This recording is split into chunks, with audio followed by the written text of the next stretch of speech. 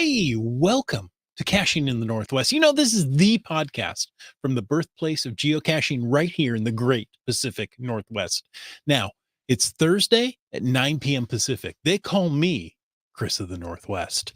And we're going to be talking about geocaches and geocachers from here and all around the globe. So while you're sorting through a grab bag of assorted measuring systems, we'll be caching in the Northwest. And tonight, we're going to get going to help you to get the kids out caching. Since they're out of school, almost out of school, they may never be out of school, out of the house at least. I don't know. Whatever it is for you, we want to help you to get those kids moving. And as always, live audience, share your thoughts with us. Now, it's time to bring in our childlike chimpanzee. Some say he shaves with a chainsaw. And others say when he plays spin the bottle, others play hide and seek. All we know is he's called Land Monkey. Hey, wow. There's just so much love right out of the start of the podcast. I love it. That's fantastic. I appreciate you too, Chris. All right. It's amazing how we get all this information about you. Well, I've got to get Mrs. Monkey off Facebook is I think pretty much what has to happen there. Mm-hmm. Time to put some more filters on the firewall. All right. Just in case you didn't know, Mrs. Monkey writes 90% of these. Yeah, I bet she does. I bet she does. Definitely, listening audience, if you see her, make sure you check in with her about that. I'm sure she'd appreciate having that conversation. All right.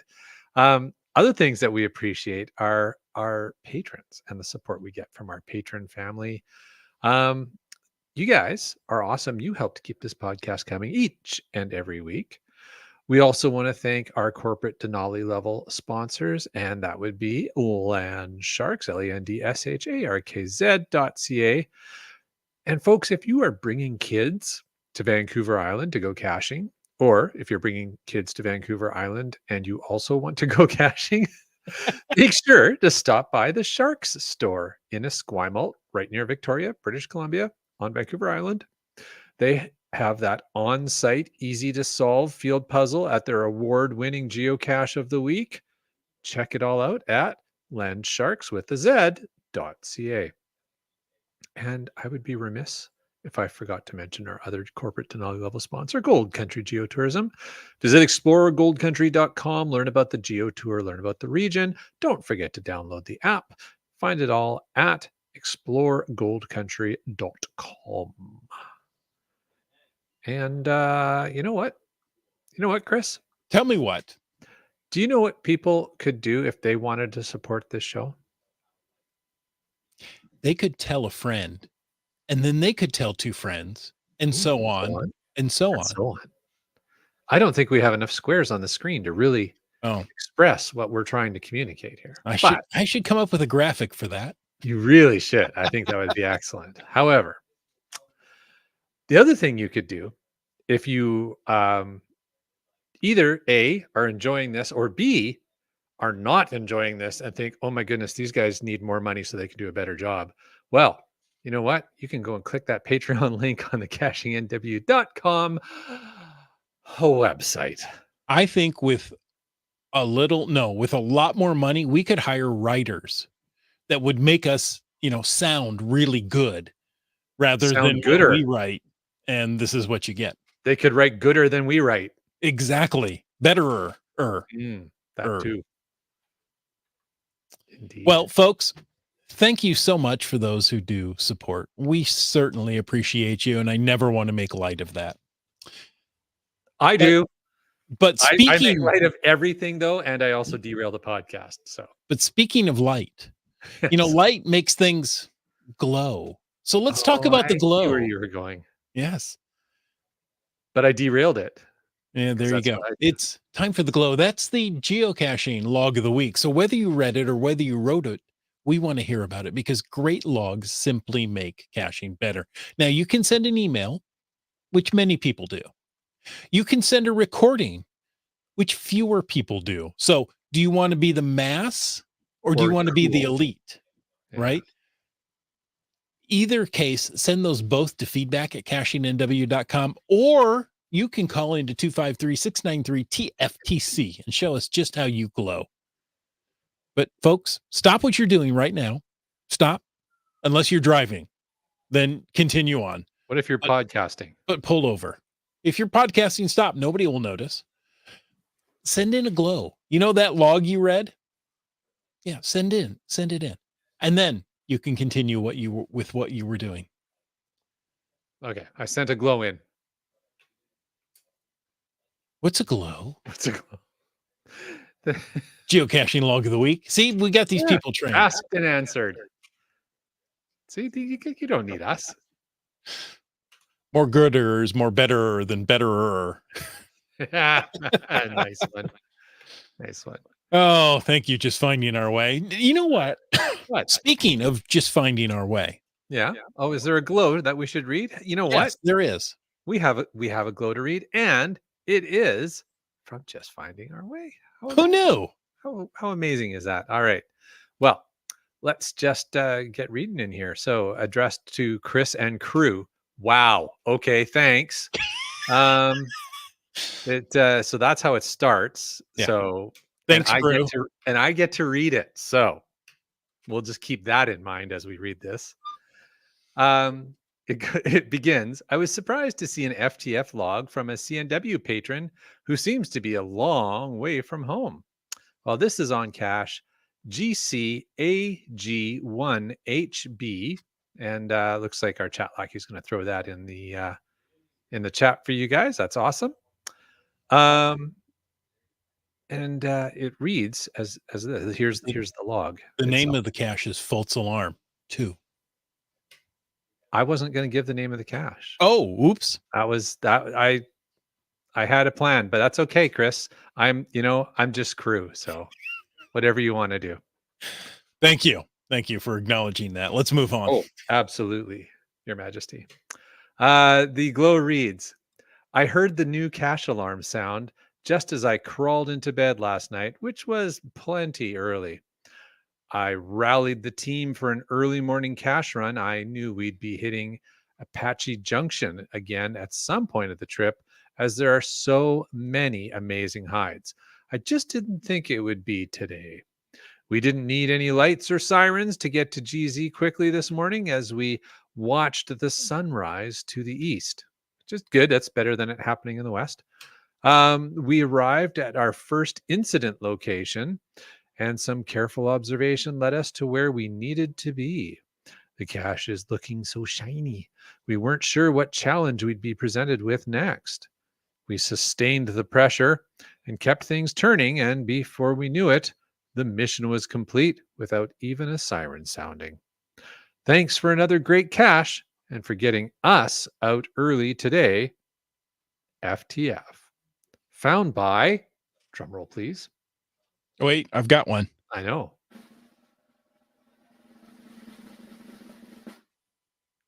Trexer. There you go.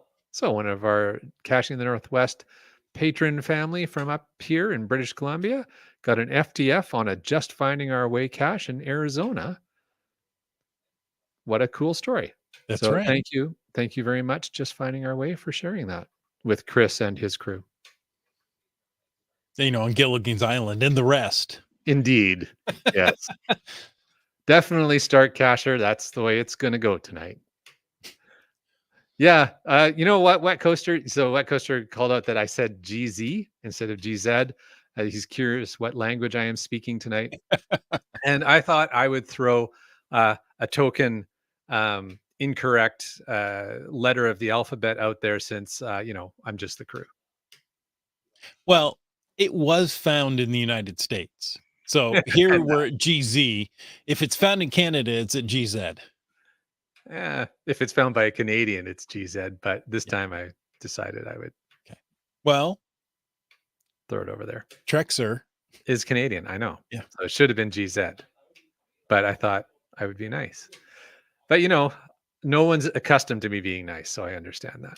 So does that make his name Trexzeder? It does indeed. Okay. You know what? I would like you to pronounce it that way when you see him next. Trex Zetter. Got it. I'm All just right. trying to be culturally appropriate. You would like to culturally appropriate the Canadians? Is that what I heard? Kind of, yeah. Okay. At times. Do we have any news, please? Let's I move don't on. know. We got three hams now saying if found by a Canadian is GZ, eh? GZA? Yes. GZA. Okay. Tonight we are talking about the kids, maybe to the kids, and telling them, don't make me stop this podcast. Too late. Hey, did you want are you skipping over the piece of news you had there? I didn't know if you wanted to. Well, I was going to use, here's your time to use hashtag kids to share Ah, something in the chat. oh, sorry. You know what? I scrolled down right past that. And of course, you can use hashtag FATAS to bring up something in the after show. You see, I wanted to get those hashtag kids comments rolling while we talk about the news. So Good they've idea. got time to type and then we come in and read while it's still fresh. I mean, that's why I'm just the crew. You've got a plan here. I'll Okay. let you just keep going. Okay. Well, we also have another email. This one comes from a cacher with a bloody cool name.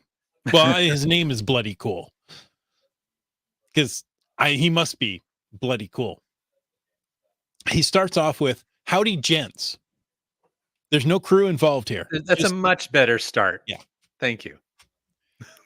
I'm rather behind in my podcast, but I've just listened to episode 558 about the ape cache in Brazil. Okay, so that's 9 episodes behind. That's Not not too far. bad. Yeah, it's pretty Yeah. close. I can confirm it's absolutely possible to do without a guide or speaking a word of Portuguese. Okay. Now, if you're listening to the audio, you can't see Land Monkey's face right now. I don't deny that it's possible, but you're making it a lot harder is all I'm gonna say. But go on. He goes on to say, retired guy and I found it back in August 2022. I ended up finding both ape caches less than 10 days apart. Wow. We were the first two cachers to complete the geo tour there post pandemic. It took us 6.5 hours in the park to get the ape cache and the full geo tour, only possible because we had a 4x4 rental car. Yeah. Happy trails, bloody cool. Now, I want to give you a moment of rebuttal. Okay. Oh,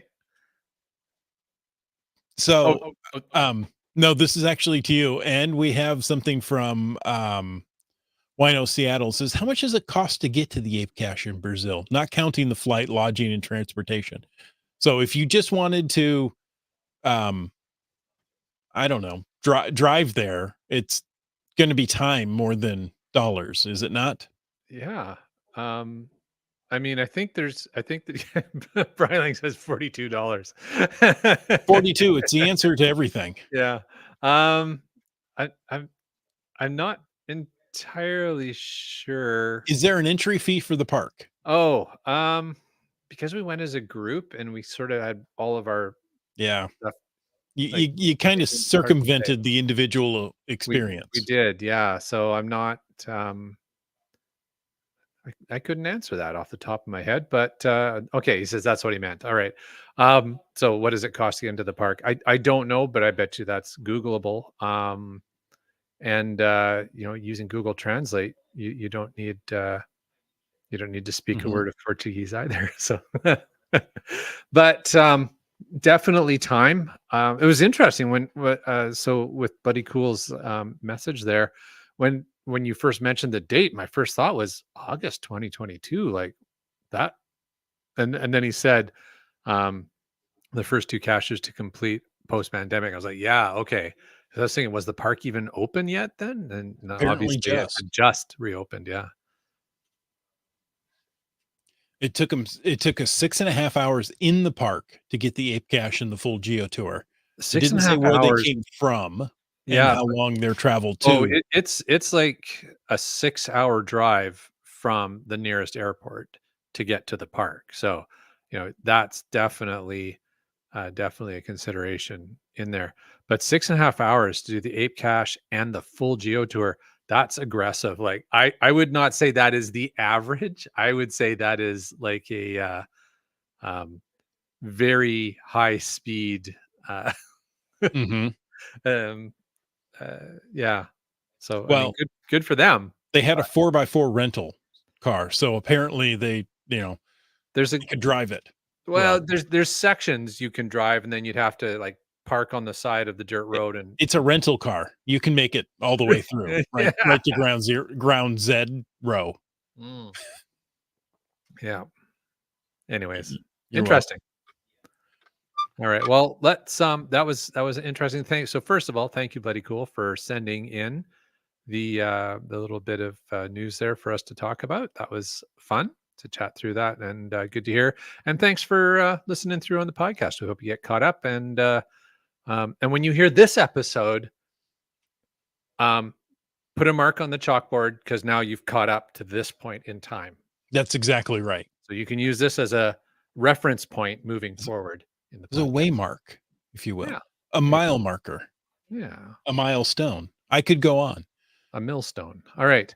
Hey, why don't we talk about losing your kids when you go geocaching? Yeah, wait, what? Isn't that what we're talking I about? didn't do it right then. Well, then what are we talking about, Chris? Well, we're talking about the benefits of geocaching for kids and families, right? It That's probably encourages smarter. outdoor activity, problem solving, and being able to get along in the car. Mm, okay. Oh, I'm not sold on that last what one. other people would call teamwork. There you go. Definitely teamwork. Yeah. It's a fantastic way to explore new places and discover hidden gems in your very own hometown. Like I've said many times, there's a park less than a quarter mile from me that I never knew existed until somebody put a geocache in it. I driven by it and I didn't see the park sign. I assumed that was somebody's property.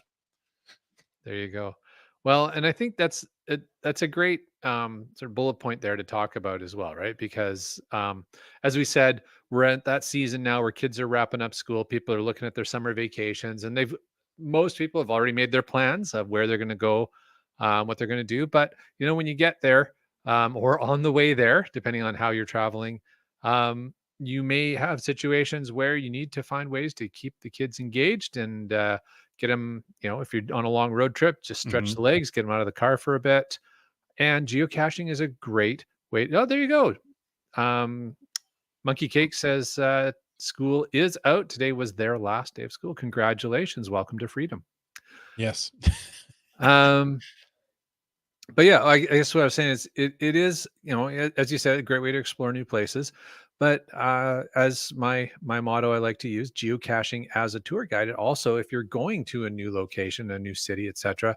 To your point, Chris, you discovered a park you didn't even know in your own neighborhood. Well, Right. you can definitely find unique locations and often that are interesting to the kids if you just do a little bit of research on the geocaching map of amazing places to explore Yeah. with the kids using geocaching as a tour guide. Or, as you said, if you're not going on a trip, something to do in the hometown. Yeah. Well, I find using those highly favorited geocaches make an excellent destination for the day, right? Maybe it Yeah. takes you to a lake or to a park or, somewhere that is unique and worthy of a visit that maybe you knew about in your hometown, you just haven't gone yet. Yeah, for sure. And you want to bring up Iham's comment there? Yeah, there we go. Iham says he found his first cache with two elementary age kids, hopefully his own. They loved the hunt. So there you go. Why do you say hopefully?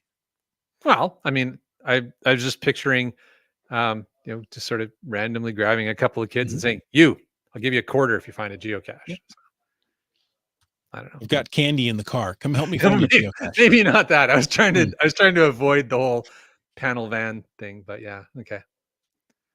All right. Let's move on. Shall we? Sorry, I am. Oh dear.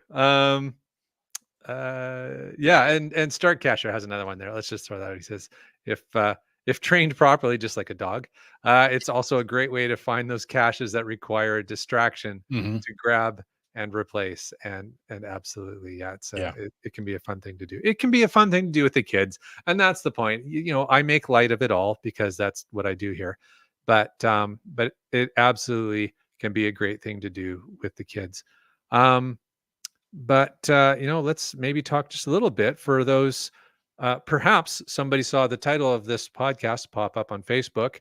They've actually stuck through to this point, which would be a miracle. And they're like, okay, can you please just explain what geocaching is and how we get started? So, you know what? Let's give a real quick backgrounder on how you can get started geocaching with kids. What you'll need is a kid, a GPS device or a smartphone. Really, I mean, okay, probably stop the podcast because I'm about to say something personally sacrilegious, but you don't really need a GPS device anymore. No, What you what do not. what you need is a smartphone, That and is a GPS device. yeah, controversial. Yeah. Yeah, thanks, Brian. But you know, download the geocaching.com app. I always suggest people start with the official app because you know what, it's got the little starter videos in it and Mhm. everything. It's just an easier way to start. And if you decide, ah, this sucks, I want Cashly, well, of course you do. But when you're starting, I think it's good to just start with, the free account, the official app, and most importantly, a sense of adventure. Right. You can get into it absolutely free. If you decide this isn't for me, that's okay. You haven't invested any dollars. You've invested a little bit of time, and guess what? You've gone out and you've moved. There's nothing wrong with that. You've got yourself off the sofa. Indeed. Indeed. Um, there's lots of different step-by-step guides available to finding your first cache, including, as I said, on the official Mhm. geocaching.com site. They've got some good videos. And shameless plug. I've got a fairly, I think, helpful video I created that is up on my channel, How to Start Geocaching for free. And as Chris said, it really encouraged people to do the same thing. Just get the free account, start with the free official app, give it a try, see if it's for you. But yeah, it's a great way to get started, easy, and work your way through it. So, you've got the kids, Indeed. you've got this smartphone and or GPS device.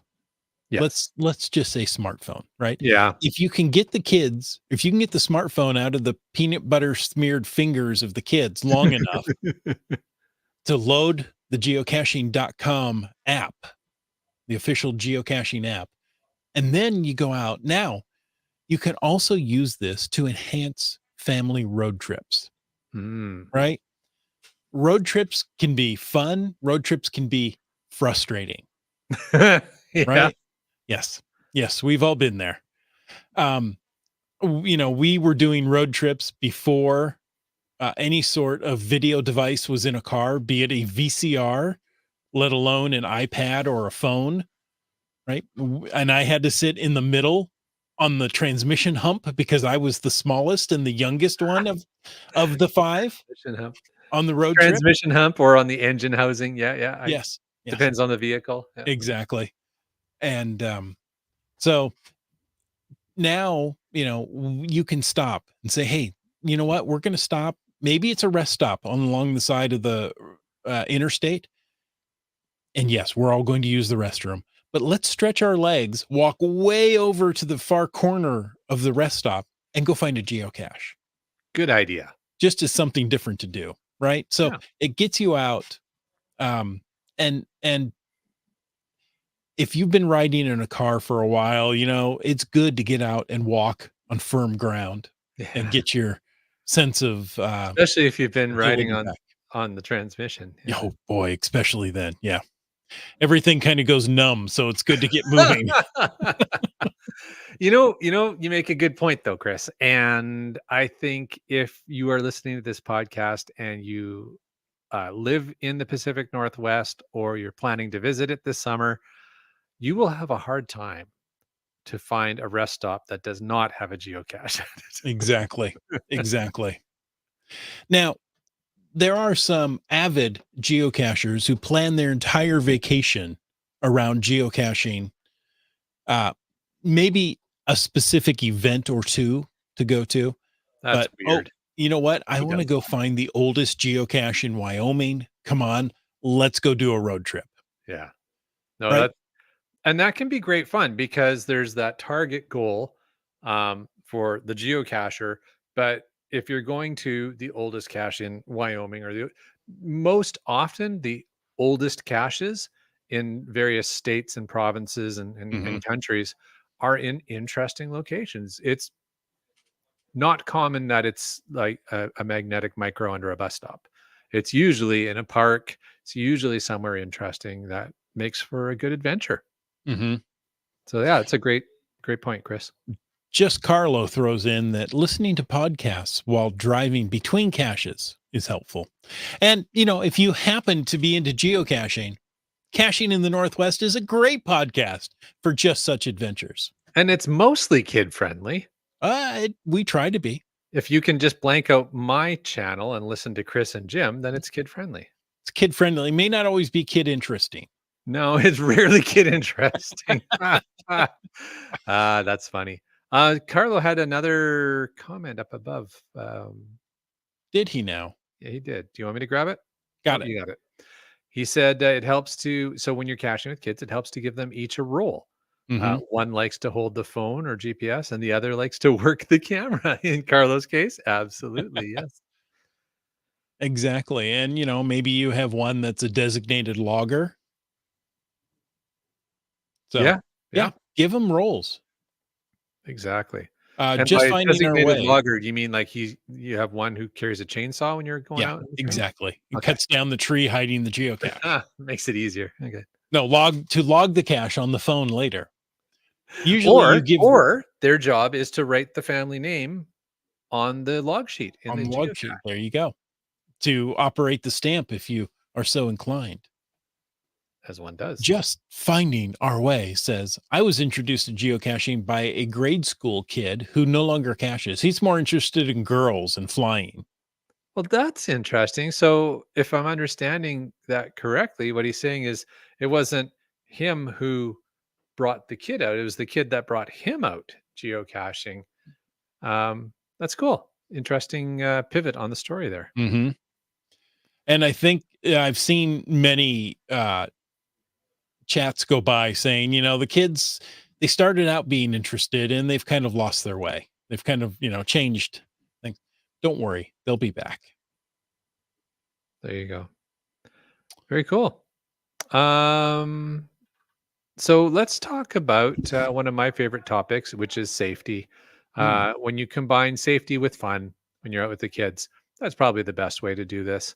Um, try and choose kid-friendly caches. So that's the easiest way to make things safe. Hmm. And Chris, you were kind of talking about this a few moments ago, but look for high favorites or look for ones with an easy terrain and larger sized containers. Yes, Um, exactly. uh, our friends from Land Sharks made a comment to that effect. We're going to read through a little bit later, but definitely kids are going to prefer finding the larger containers, primarily because that's where you're usually going to have swag, and it's a little easier to find. Um, Make sure you pack your essentials when you're caching with kids and you're going out for a hike. Obviously, water, snacks. You might find that you can go through the day without getting hungry. Kids probably are not. Hmm. Um, Regardless of who's going or where you're going, first aid kit. And, summertime. So think about sunscreen, hats, sun protection. Bug Um, repellent, Sorry? bug repellent. Yep. Yeah, all that kind of stuff. Hmm. But, pack whatever are the relevant essentials for your area and the season that you're going out in. But definitely water, snacks, first aid, sun protection. If you've got the phone, you've got the communication and the Hmm. navigation, so you got that down. But, you know, the essentials. Um, Here's an important one. And this is one that is kind of like a win win in a way. Teach your kids about the geocaching etiquette, Ooh, the good leave one. no trace Hmm. and trading fairly. Hmm. Those are two of the key pieces of geocaching etiquette. That would be great. And those are great lessons to help instill in the kids, leaving no trace and just, practicing good. um, citizenship in nature, and trading items fairly is just, being a nice guy. Well, and I think both of those things work in multiple situations throughout life, I agree. Yeah. right? Pick up after yourself and treat others the way you want to be treated. The golden If rule. if you break it into things like that, you know, geocaching really does lend itself to these life learning situations. I'm sure that was Brian Roth's plan all along. Exactly. My But you know kids what? aren't getting along and they just keep taking each other's toys. What can we do? Let's go put a container in the woods and tell them they can only take one thing from it. I wonder if anybody's ever expressed it to Brian that way. That's kind of fun. That's cool. So, our friends at Land Sharks, Yeah. that's Land Sharks with a Z, by the way, um, they share a great caching with kids tip for trackables. Ooh, Okay. okay. So there's a different spin on it. Okay. Our tip for kids is if they want to send out a trackable to travel, they should send out a tag and make sure to write a clear mission and description, which go in the bag with the tag. They should only attach something that they don't mind parting with forever and put it in a relatively new cache in a well traveled area so that it gets picked up and moved quickly. Now, if I can take a moment to expand on this, Yeah, please. a trackable is something that moves from cache to cache, right? We'll just go over it. You can learn a lot more about it, but that's the basics. Typically, it's a small toy or a metal tag that moves from cache to cache. We see a lot of toy cars, Hmm. right? Like a Hot Wheels or a Matchbox car, Army soldiers. army soldiers, any sort of figurine that you can attach that tag to. Yeah. And then you put it in the cache. Now, if you leave it in a bag with a postcard or a laminated card of some sort in there that says, "Hey, I want this to travel to, I don't know, geocaches near freeways," right? So it can travel. What a great idea for caching with kids. Yeah, exactly. Um, make it clear what you want it to do rather than have to look it up so that the kids can look at it and go, "Oh, yeah, we're not going near freeways. So we won't take this one." Right. Okay. Yeah, that makes sense.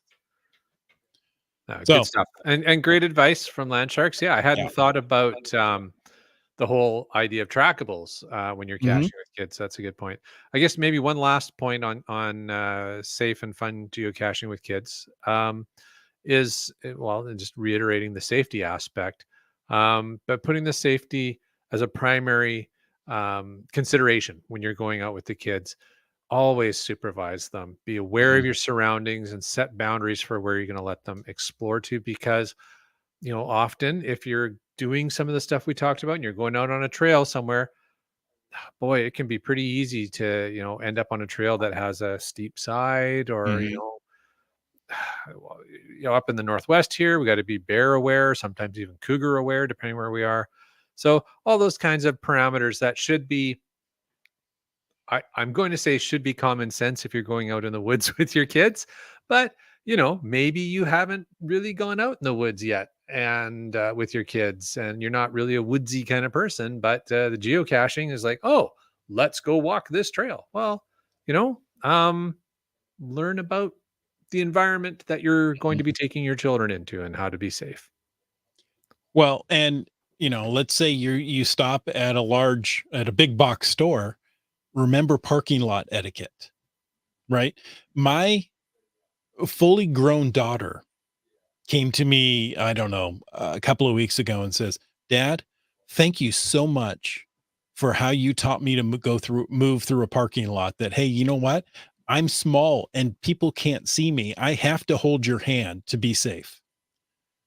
Right? Because a kid can run out between Yeah, cars and boop, they're there in an instant. And you could say, "I was watching that. There was nothing there, and there they are." So, yeah, yeah, be situationally aware, I like that. Yeah, whether it be the situation. woods, a parking lot, wherever. make sure your kids are safe. Yeah, because we want your kids to be safe. Exactly. Now, some quick tips for beginning geocachers along with their kids. You know what? Start simple. If you're using the geocaching official app, the geocachinger app, it's only going to let you choose between some very simple, I think three to start with, three simple traditional caches, right? There's going to be a container, there's going to be a log, and it's going to be relatively easy to find. Yeah. Go find one of those. That will build up your confidence and go, oh my goodness, I never knew this was here. I drive past here 17 times a day. And I've seen people walking around looking funny, and guess what? I'm one of those people now. Um, Tip number 2 is bring a pen. Yeah. A pen, a pencil, a crayon, something to write with. Because it says many caches include. It should say all caches include logbooks that need signing, Yeah. but all traditional caches, I'll say. Yeah, I think that's where the many comes from, Yeah, you're right. but for the beginner cacher, yeah, just bring a pen. Bring a pen. The third thing, we've already touched on it, is to trade fairly. And this was something that, my kids had to work hard at, right? They would see, oh, look, this is cool. Oh, this is cool. Oh, I want these three. Do you have three items to trade? No. I Okay. still have to work at that, so yeah. So I'm just if you take something from a cache, leave something of equal or greater value. yeah, Okay. equal or greater value, and I mean, that's the thing is it's a bit of a relative term, but you know what? If you just try, Mhm. it's better than not trying at all. And something you talked on earlier, Land Monkey, is be prepared. So carry water, wear sunscreen, and dress appropriately. Dress appropriately for the conditions you're going into, I guess, is the point, but it just sounded funny. If yeah, that's true. If You're not if going out wearing that. you're going to go for the hike in the woods, flip flops are probably not the right shoe to wear. Well, unless you're Annie Love, Well, there you go. but she's the exception, not the rule. Exactly. And of course, use the official geocaching app to get started, to find nearby caches and navigate to them. Good. Wet Coaster brings up a good question. Uh, should each kid have their own account? Oh my goodness. How much work do you want to do as the parent? So I've seen it both ways, Yeah. right? Where there's well, let's take one of our faithful listeners, the Camp Clan. Okay. Okay, they have the official account Camp Clan, which they can all log under one name, one entry. You're done. They also have their own individual accounts. So it depends on how you want to do it. If you want to do it as young kids and you sign in just one time and you're done, fantastic. Um, I've seen, newborns on the way home from the hospital, they stop to find a cache Mhm. so that A the few the of our newborn listeners have done that. can have their own, yes, very first geocaching experience. Um, so it's interesting. It can go either way, and it depends on what you're comfortable with as a parent. How many times do you want to log this cache? For And sure. I believe some of the apps will help you with that. Uh, we're going to talk to Cashly next week, and I believe the new version will do multi-account um, logging. Oh, interesting. Okay, that's pretty cool. Multi. I may have spoken out of turn. The Okay. official Camp Clan um, story is to begin with, our sons had a shared account, but later each got their own. Okay, but there was a kid's account distinct Mhm. from the parents' account, which is good for them. What else do we have? Just Carlo shared. Oh, sorry. Oh, go ahead. I was gonna say just Carlo shared. Kids aren't always into the hunt, but they like to make and hide geocaches. So there's Oh, another that's genius. Yes. entire aspect of the game we haven't even talked about. We really kind of focused on the hunt in Mhm. this episode, but Carlo, really good point. The creation and hide is also Well, and Dormore goes on with the educational aspect. Writing logs with kids help them with reading and spelling. absolutely. Mhm.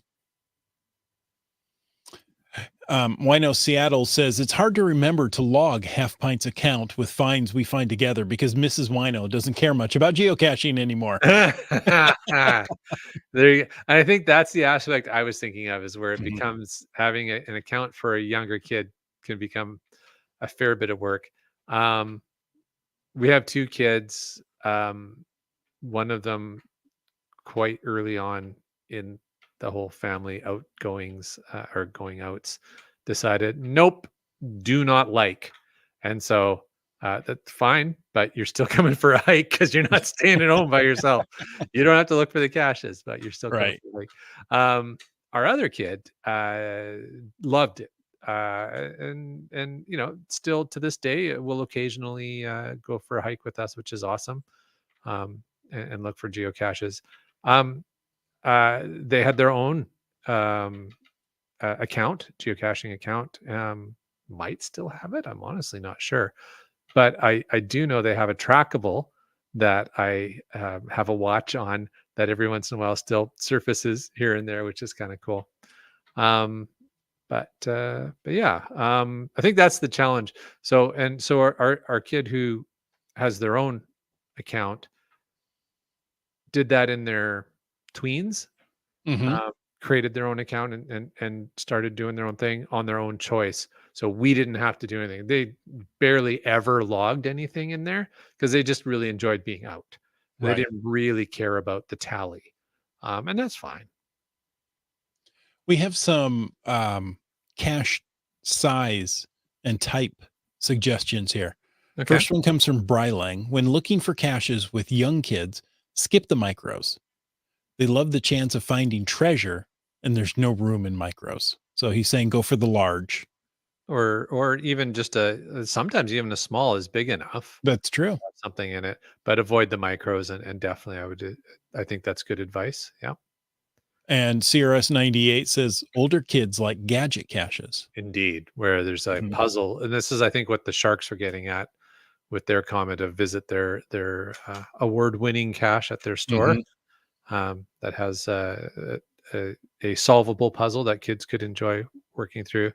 But that's sort of like a more of a field puzzle style. The gadget caches, which I guess technically are also field puzzle, but you know what I mean, like where you've got to manipulate something or figure out how something opens up in a more physical Right. sense. Yeah, very cool. What else do we have? There's some other comments, weren't there? Um, this one comes from IHAM. Okay. Uh, you can burn your kids out on caching if you're not careful. Our year plus streak burned our youngest out, and he almost never caches anymore. Yeah, there you go. Streaking.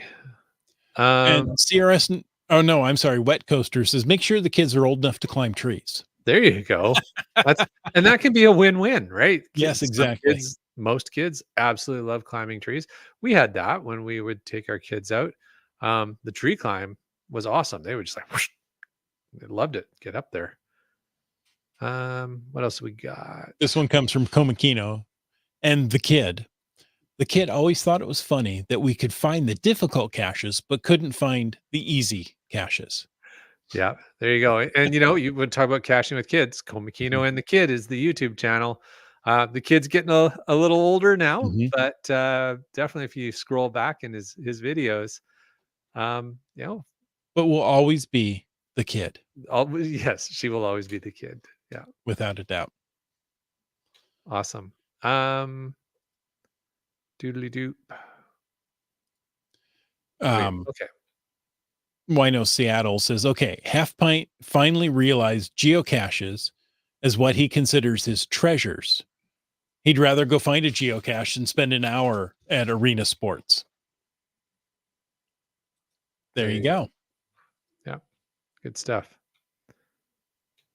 Yeah, Komikina says, "Not a kid anymore." Laugh out loud. Yeah, indeed, indeed. Well, It happens. biologically no longer a kid. However, Always your kid. always a kid. Yeah. Yeah, for sure. Yeah, that's how my kids are. Yep. Both adults, but one married, but always my kids. Still a kid. Mhm. All right. Well, geez, good discussion. We got through Mhm. a lot of interesting, fun stuff. Lots of great feedback from everybody. I'm very appreciative of that. We did mention a few resources. So again, maybe if you've listened to this podcast and maybe a bunch of it was kind of like over your head, you're like, everybody's kind of talking their own language here. Hopefully, you're able to get enough out of this to help you. And if you're an experienced geocacher, I saw where was it? I'm scrolling back. Heather commented. Heather, Mm. who's an Oh, experienced yes. geocacher, said my Seattleite grandkids are visiting me in Beaverton this week. So, congratulations, Heather. I hope you have a wonderful visit with the grandkids and probably an opportunity for an experienced geocacher to bring Mhm. the kids out. So hopefully there's some value in what we've shared tonight. And again, resources we've mentioned, geocaching.com is where you start. The website, the official app, you find it on the App Store, whatever App Store you're using. It is, it's the one that's, well, we always joke about it as the geocaching app because it has the registered trademark R at the end. The R in the Um, circle. in the little Mhm. circle. But the official geocaching app's the best way, the best app to start with. And again, as I said, there's lots of how-to videos out there. I would encourage people to check out mine, but there's lots of other ones as well. But mine's the best.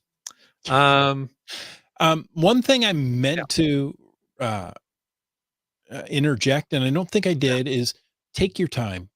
yeah. That's Um, some really good advice. Don't be in a rush. I've gone find a geocache at a park, right? I did that, and I was like, "Oh, come on, kids, we're going to go to this park. We're going to find a geocache, and then we can play." Yeah, make the But day about the destination, not about finding exactly. more and more. And I think maybe that's kind of what Camp Clan was getting at about burnout. Mhm. Um, and I saw Winos had asked if there's any other advice around making sure that the kids don't get burned out. And I think Chris, that's a really good one. Is make the outing about the destination, not about the geocaches, Mhm. and make it, hey, and while we're out, we're going to do a treasure hunt. Then as opposed to, okay, we found the cache, everybody back in the car, we're going to the next park. Yeah, that's probably a good way to avoid that. Well, we've got one more comment from Helen at Landsharks Okay, about her own experiences taking kids geocaching. cool. She says, kids usually don't like micros. The groups of 10 to 13-year-olds we've taken caching, middle schoolers, like the fake rocks, the fake pine cones, and caches that contained trade items. We used to volunteer at middle schools, taking kids caching on Wednesday afternoons in the spring, towards the end of the school year when it was nicer. It was on 4 afternoons, and the goal was to learn something new with a community volunteer. We ended up doing it quite a few in quite a few schools for 4 to 5 years, and even one of our kids didn't go. Oh, no, I think she's saying even at schools that their kids didn't go to. You're exactly right. We pre-stocked the caches with trade items and gave each kid 3 things to trade. It was fun watching them decide whether to keep what they had to trade or to trade for something different. They learned how to use a GPS, how to share and take turns. And there was always one keener who wanted to run ahead and find them first. Mhm. So we had to watch for that one and make sure everybody got a turn. Nice. We usually had 2 or 3 adults and 4 kids each and 4 caches to find. That sounds like a handful. Hmm. But that sounds like it sounds like it was planned out very well Yeah. and that all the kids had a chance to go do it. Yeah, that's cool. Yeah. Very good. Yeah, excellent feedback. Thanks, Helen, for taking the time to send us all those thoughts in advance of the podcast. You too can send us your thoughts in advance of a Mhm. podcast. Helen just sometimes knows what we're going to talk about in advance, so she's got I don't know how. a leg up there. She must be seismic. I think she is. Mm-hmm. All right. Well, folks. Oh, no, please. I was just going to throw it over to you, my friend. well, let me throw it over to you. Let me take it and I'll throw it right back. Okay. Well, this is, how you get along with one another. Kids and adults, thank you for listening to this episode. We hoped you enjoyed this episode of Caching in the Northwest. Absolutely. Hey, and Krista, do you want to? We might have skipped over something around. Well, how did we do that? Because we were so excited to talk about what Helen shared with us. You're exactly right, folks. While you're out geocaching and doing these wonderful treasure hunts and adventures, tag your summer photos with Caching NW. Hashtag Caching NW on social media and be entered into our summer photo contest. There you go. Do you have questions or tips of your own? Email us at feedback@cachingnw.com or call 253-693-TFTC. You can ask us a question right there, or you can leave us a comment or a glow. Yeah, or you can have your kid tell us about how much fun they're having out caching with you. Exactly. All right. Well, we want to take a moment to thank Land Sharks and Gold Country Geotourism, our corporate Denali level sponsors. Land Sharks, LANDSHARKZ.ca is the outdoor adventure and geocaching store. Check them out online, and they are shipping those online orders daily. And for absolutely amazing geocaching adventures, check out exploregoldcountry.com. We want to thank all of our faithful Denali level supporters. That is, of course, Land Sharks and Gold Country Geotourism, but it's also Groovy Owl, Cool Cow Cachers, and Cachly, coming up soon on this podcast, the geocaching app. If you want to know more about supporting the show, click that Patreon link right over there on the cachingnw.com website. Like Nervous Energies did. And Skyhawker, Railroad, BC Rockcrawler, Limax, Antaeus, Trek Zetter. Nice. I was waiting for that one. Good. Well played. Wino Seattle, Terrible Teas, Wet Coaster, Camp Clan, Gas Station Tuna, that's MC3 Cats to you. Kitty Quest, You, Dak, GeoBirder, Kid Vegas 19, J-Car, M-Nerve, Genies. CRS 998. Yeah, that's tough. That's a tough one to say. CRS 98. No, it's not. I don't know why I think I tried to combine it with the next one on the list. Well, you know what happens is as soon as I make fun of you, I trip up. So okay. Wait for it. Our favorite kitchen appliance, the LG 9000.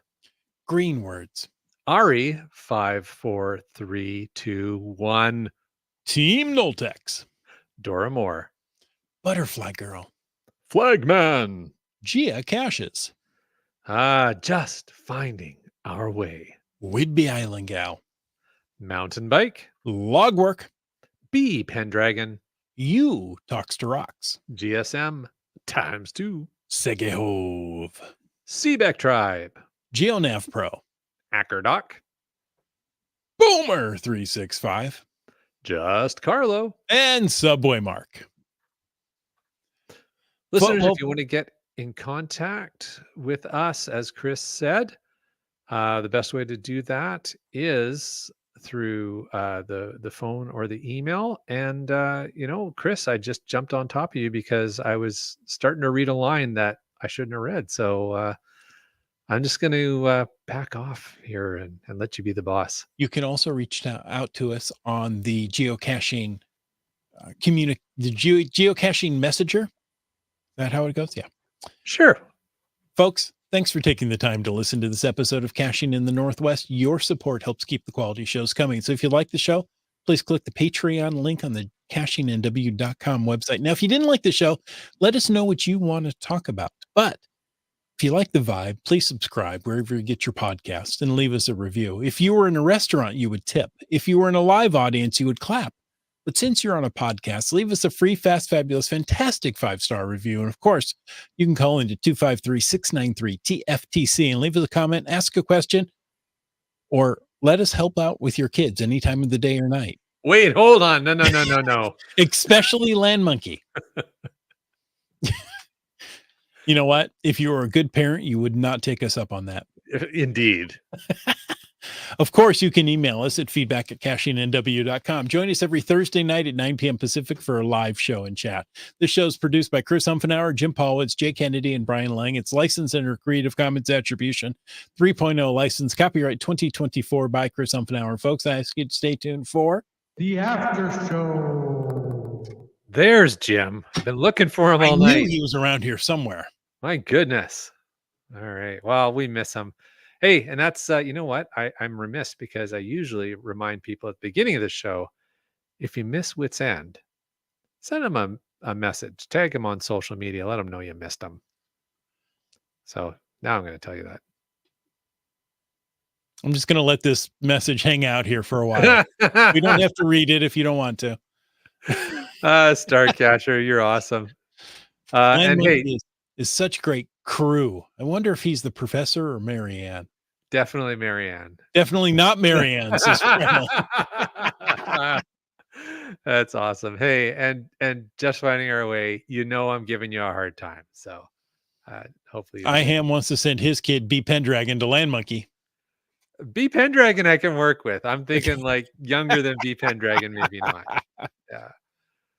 Oh, too funny. Let's see. We've got some fatas. We got a few fatasises here. Let's start off with a couple of congratulations. Let's do that.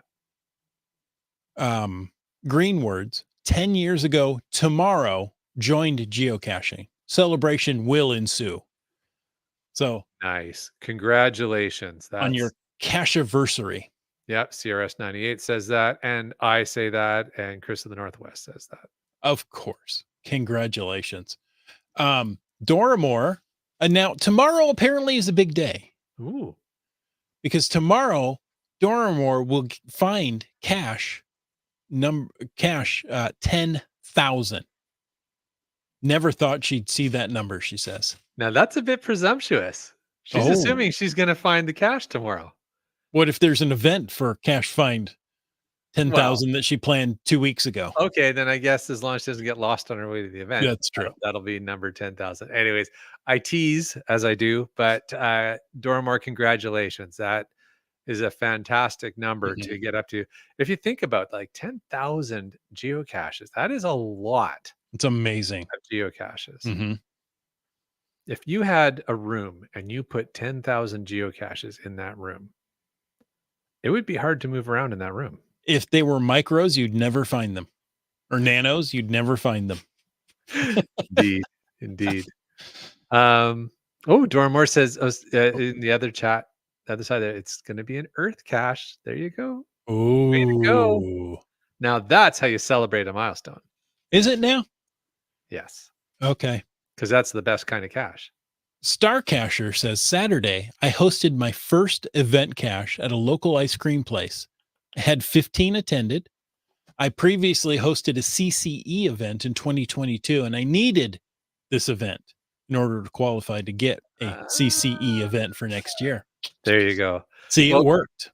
Congratulations, Starcacher. Another personal milestone there that we're delighted to share. And that's funny. That's his first official event cache, even though he's hosted an event before. Yeah, but because it was a CCE, it's a different icon type. I get it. It's cool. Very, very cool. Komakino has a YouTube related fatas. Says a new video going live tomorrow showing the caches we found while making a pilgrimage to Port Townsend to find more movie locations from The Ring. Yeah, and if so, cool. Looking forward to that. And if you are a Komakino and the Kid follower, they have a definite affinity for that film. So that's very cool. Maybe I'm gonna throw in a little plug here for Just Carlo and myself.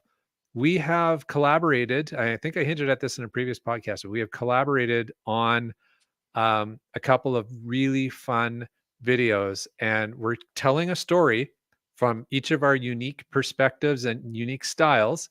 So those videos are going live tomorrow morning. So, tomorrow sounds like a great day for It's a fresh very YouTube busy content. geocaching day.